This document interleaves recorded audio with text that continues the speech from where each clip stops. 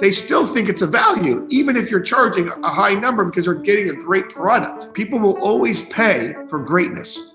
Hi, David. Hi, Nick. How you doing, man? Good. Nice to see you. What's the weather like in Miami? Is it 78 and sunny as usual? I mean, it's just fantastic here. We're in the 70s. There's not a cloud in the sky. The rest of the world is kind of shut down, and Miami is just really open right now. Right. So that's a great segue to this conversation. So for those of you who don't know David, and you probably do already, I've known David for a while, but the one thing about this man is, forget his accomplishments for a second. What David does, and I'm going to say this is probably his secret to his success, is he always makes you feel special, whether you're talking to him one-on-one or in a group. And he always makes you feel like you're the only person in the world. And that is probably the cornerstone of the service or customer service industry, whether you're the CEO or whether you're greeting people at the front or whether you are, mopping the floor. And this idea, of being service first is what David is all about. Because whenever I've met him, he's a very well-known guy. He's a celebrity and he's also a business owner. But whether he's talking to one of his best friends, Kim Kardashian, or he's talking to a guest at the restaurant, it's always the same. And I'm saying that because I've seen it in action. So this is David Grutman, who's a nightclub and entertainment impresario. And restaurants, lots of restaurants. Lots of restaurants. I apologize, David. You never know. I know you're a tennis pro. You're up to everything. And a hotelier. We're opening April 1st. So exciting. So David, your business, Groot Hospitality, how did it start? What was your dream? What happened? I mean, for me, I wanted to have a hospitality company that was kind of a collective of just really amazing places that kind of created with their own ecosystem. They all fed each other. So, whether it's a coffee shop or a restaurant, nightclub, and now hotel, I want to be that touching point for you when you come to Miami. But if you look at where you are now, what along the way led you on this path? Because anyone who's been a successful entrepreneur always had dreams, right? You had dreams, or you had in your mind, you had a vision board and you thought of what you wanted to be. How did you, from your first vision of Groot Hospitality, where you are now, what are the main things that you think got you there, get you here and where you're going to go?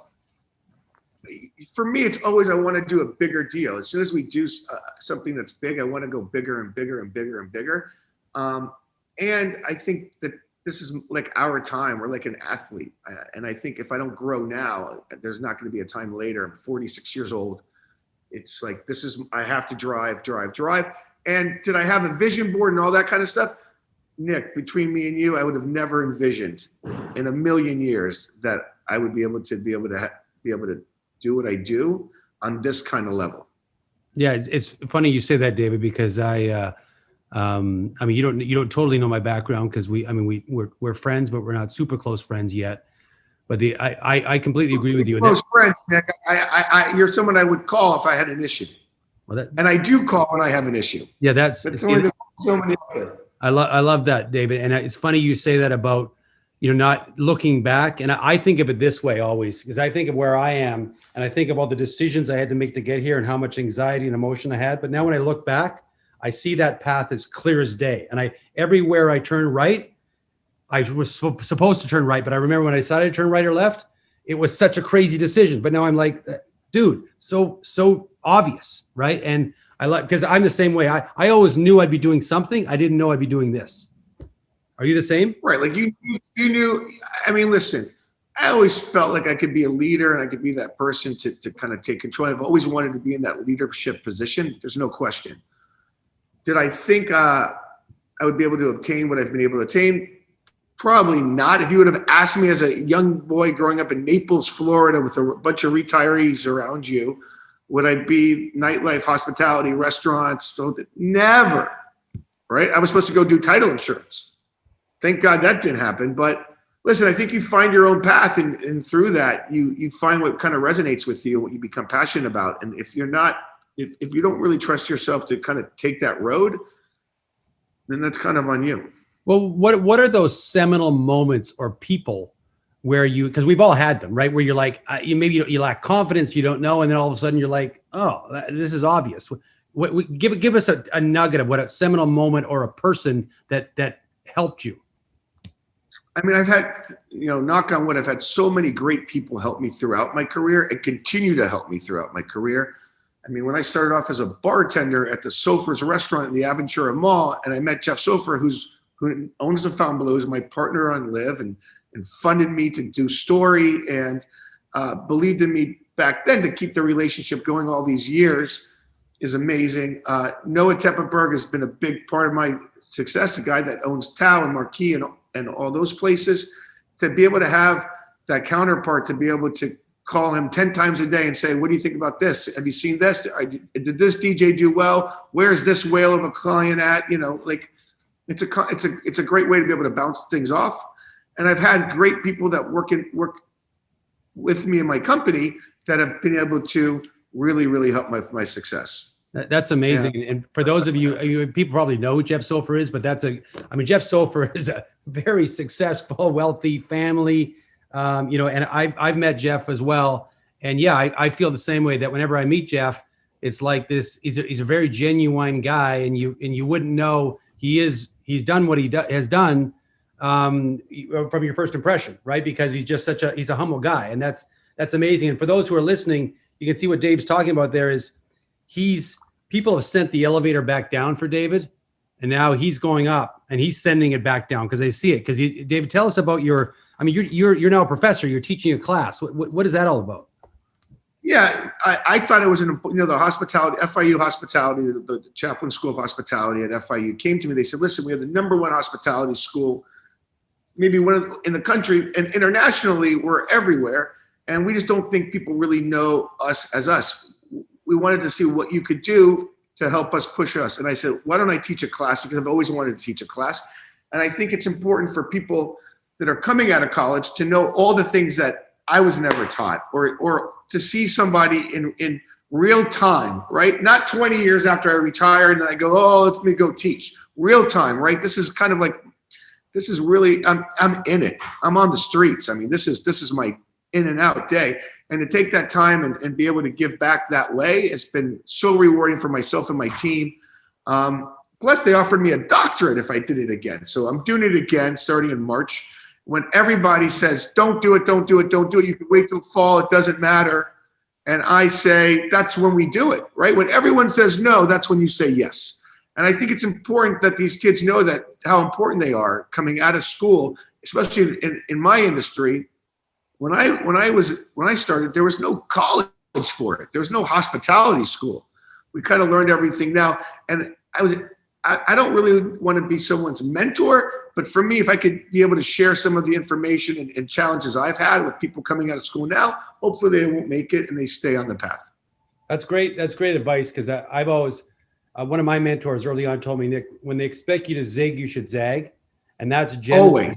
That's because they're not expected. And then for everyone else listening too, just think of this. So this is a man who was a bartender, who mopped floors, who put bottles away before he popped bottles, right? And that was the lesson for me too, because I started working retail selling shoes when I was 16, and for 11 years I unpacked shoe boxes and put them on shelves. So I understand that customer connectivity, and so you understand that. That's why you can be where you are today, right? Yeah, I mean, listen, I've worked every job, right? From bartending to server to host to manager to general manager to everything. So the great part about going about it that way is I've learned every position. So I don't have to be handcuffed by anyone who says, well, I'll just leave. Okay, well then leave. I'll do the job myself. And it's a different kind of leadership when they all know that you're able to do the job yourself. And listen, they say great leaders have high EQ and empathy, and what that allows you to do is you have empathy when you know if a front, a greeter is swamped, you can go to them and say, okay, here's why you're swamped. Okay, you're not really swamped. You're not working smart enough, and here's why. Because I can show you, because I've done this before. So you can either say, you know what, there's the door, or you could say, let me help you. I'm going to show you a couple times. If after a couple of times you don't get it, then I'm going to show you the door, right? Right. I'm one of those guys that loves to lead by example, and like if you don't pick it up, you don't pick it up. I'm not really the best at sitting, to be completely honest, sitting there going over it and over and over it again. If you don't get it, you don't get it. We got to move on. But yes, I feel like it's very important that they see you doing it as well, and you lead by that example. and that they all have the tools to be able to do their jobs. I think that's a major thing that companies, especially in my business, they try to skimp on having enough plates or creamers or silverware or this or glass or whatever it is. They don't really you have to give everyone the tools for success. And I think that's a big part of it. It's a small point, but it's a great point. If any of you have ever dined or been to David's establishments, I think of the times that I've gone with my wife Jocelyn to Swan or Komodo, and even when David's not there or they don't know that you're a friend of David, to me, a measure of a restaurant, this is a crazy thing, is the quality and size of their condiments. And I always know, and it's a funny thing, and that's what Dave is talking about. You don't want to screw around things. If I get this special Caesar from Swan and I want side dressing, it's like immediate and it comes on a plate and there's tons of it, right? With this idea that David has said to his people, listen, that the cost of that dressing was 20 cents. Make this man happy, right? And because he's going to come back and think about that. So it's just a minor thing that probably trickles down of giving that. If he had said to his servers, listen, our margin on that is not great, don't give them extra dressing. Big mistake, right, David? Listen, you could charge whatever it is, but as long as they feel like it's quality, I think, and it's a win for them. It's not. I think people always say, "Oh, I want to have like a restaurant, but the prices are super low." But if you're using great ingredients and you're giving a great product, they still think it's a value, even if you're charging a high number because they're getting a great product. People will always pay for greatness. Yeah, you listen to that, people. That is the sign of an entrepreneur when they understand the difference between cost and value.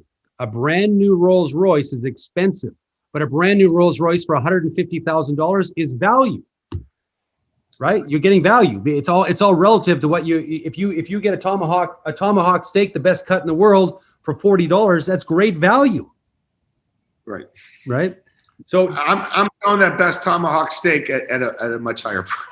Yeah, no, but David, I think you know what I'm saying, right? Like, I mean, there's a difference. Listen, you could charge. Listen, you charge accordingly, but make sure people feel like it's a value. Yeah, I got it. So let's talk about Prince for a second. What you're doing with Prince is amazing. You're not only playing tennis. You're welcome, Nick. Yeah, listen, every day I bow down to the greatness of David Grutman every day. So, no, guy, what a great experience it's been for Prince. One of the greatest in my life. Oh, good. That's amazing. And listen, I've never seen I've seen them all. I've never seen a more ardent promoter of a brand and a promoter of the strategically of the brand. David is a partner with us in owning Prince, and it's been amazing for us from an off-court and an on-court perspective. And I thank you every day for that, David. And by the way, as we know that we're probably at not even the first inning. We're at the first at bat in Prince, I think. It's crazy. The brand is on fire right now. And for me, it's so rewarding because it's a heritage brand, as we both know. It's a brand that so many people besides myself had a moment of time with in their childhood, in their teen, and I think it's such a aspirational, cool American brand, right? I think that's what's so important about it. And for me to be able to be part of the next generation of Prince has been so rewarding, but still understanding that there's a heritage and there's a 50-year iconic brand there that needs to be taken care of. And so many new people are discovering Prince through the off court and on court. And now now other generations get to have that moment of time with the brand. I think that's what's so important. Okay. I love it, David. Listen, I know you and I are both swamped. So tell us about, I mean, you kind of half made a joke when we started saying, Florida's open for business, but probably in the world, Florida might be the center where there's a level of whatever normal is, there's a level of normalcy. I mean, we have a place down there, so we're down there quite a bit, and we see it where people are being safe, but yet they're still kind of living their lives. So let's assume for a second, whatever the new normal is, what's happening after we all get vaccinated? What do you think in your industry? Listen, I think it's, everyone says it's going to be the roaring 20s again. And yeah, people have been a built up thing to go out. You're seeing it a lot more in Miami because the whole world's moving here right now. The mayor's done an insane job by bringing tech to Miami. People in the hospitality business here. Yeah. Mayor Francis Suarez has gone full blast to move all of San Francisco, Silicon Valley, everyone down here, and it's working. Yeah. What he's doing for our city is incredible. Yeah. I'm just in awe, because for me, I don't just care about my place, I care about Miami. And to have a mayor like that, that's so focused to bring these new jobs and a new workforce to Miami is amazing. Oh, that's phenomenal. Phenomenal. Okay, David, Yeah, do you have any thoughts or questions for me? You know, Nick, one thing I always love to ask you is I have multiple brands and you have 1 million brands. Sure.